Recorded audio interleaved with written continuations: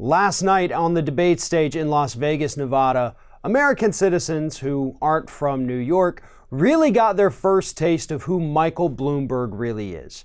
It wasn't in one of his well-polished ads that he's paying millions to run all over the country. This was the unfiltered Michael Bloomberg, who didn't have a script to run off of, just himself in front of everyone.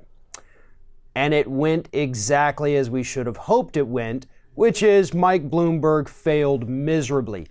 And give credit where it's due, right? One of the biggest reasons Michael Bloomberg failed so hard on that debate stage is because of Elizabeth Warren.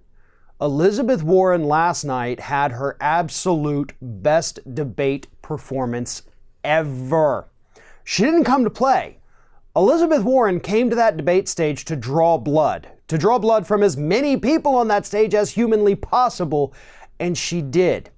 I mean, she opened up the night by saying this. She said, "I'd like to talk about who we're running against. A billionaire who calls women fat broads and horse-faced lesbians. And no, I'm not talking about Donald Trump. I'm talking about Mayor Bloomberg." So right off the bat, Elizabeth Warren had the knives out, ready to shiv Michael Bloomberg right next to her, and she did. And it hurt. He struggled to come up with anything to say about that. He looked confused, disheveled, and unprepared all night long. And here's the thing. He was also grilled about his stop and frisk comments. He's had over a week to come up with a good response for it because he knew it was coming up last night. And he didn't even have it. In fact, he tacitly defended the program, saying that, I inherited it, but it did reduce crime and, crime went down and I'm so sorry for it, but it seems to have kind of worked a little bit. If that's the best you got, you're screwed, man. You are absolutely in deep trouble. Now, he was also asked, partly by Elizabeth Warren again, about all his comments about women too. Because after all the racist stuff came out, then the misogynistic stuff came out in the past week. And, all the NDAs that he is forcing women to sign. And asked if he would release those women from the NDAs, he wouldn't commit. And he said, I guess it's up to the women. Asked about his horrible comments and all the accusations of harassment and assault against him, Michael Bloomberg offered several different options for answers, including, that's just how I, grew up. That's just the way things used to be. Some of it is just women who just didn't like my jokes. You're actually trying to downplay all of this? Like right here in the heart of the Me Too movement, you're trying to say, these women just kind of need to shape up a little bit, right?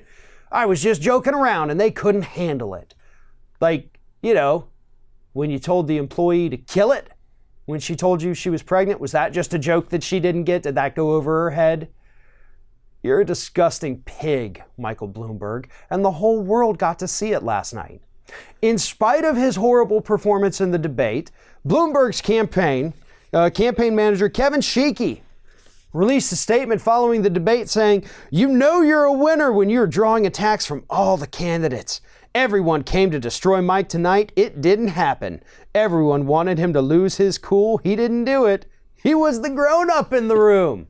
No, he was the man who looked like he bought himself a spot on that stage and didn't know what to do with it once he purchased it. That's what happened. I think you are delusional if you walked away from that debate and thought, you know what, Michael Bloomberg did pretty good. He's a pretty good guy. I think he's great.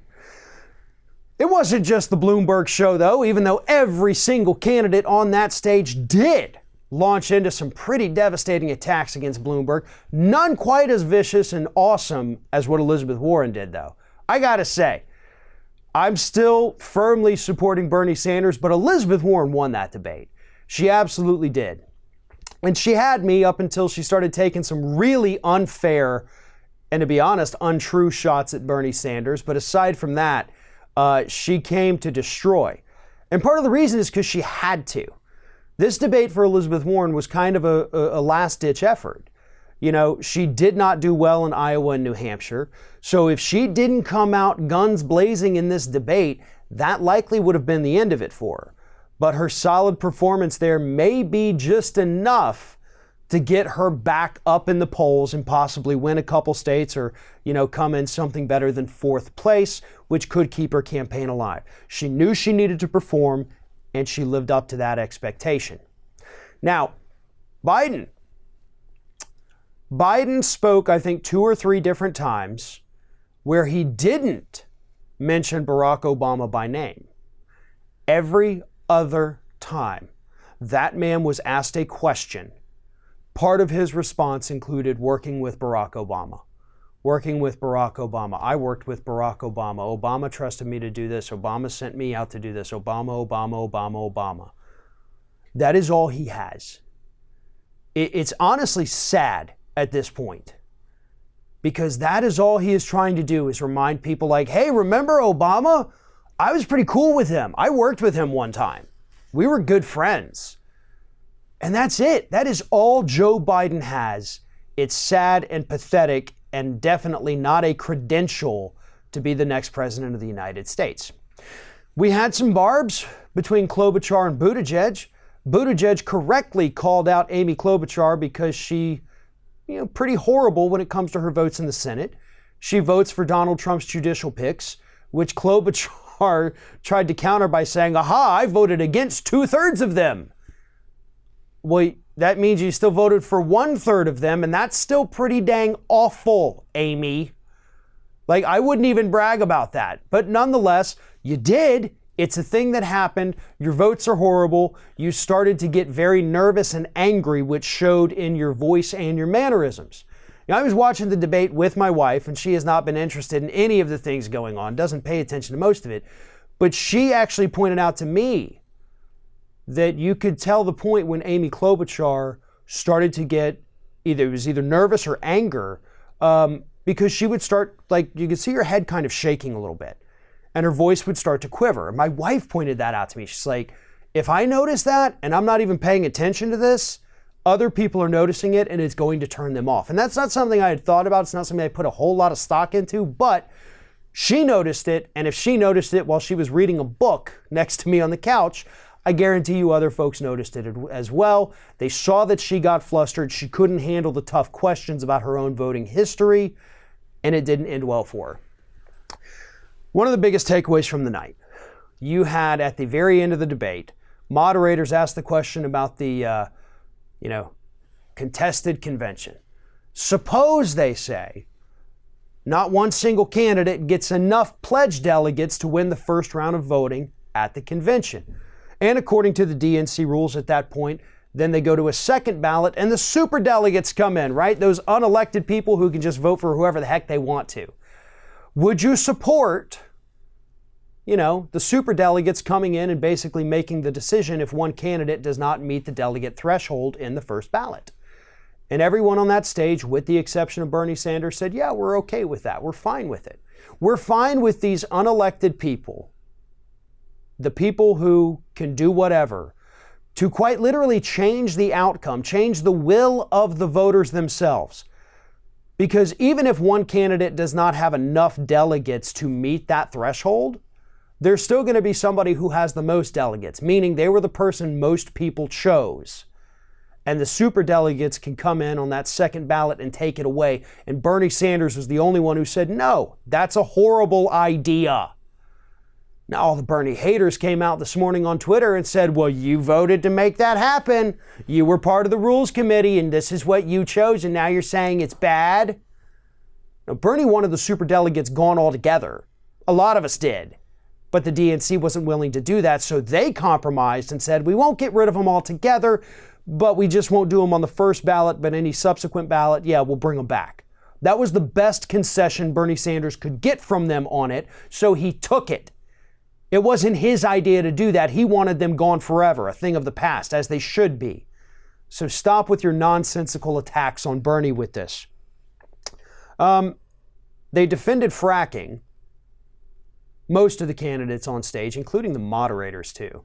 But the moderators, I will say this, they did better than I thought they would.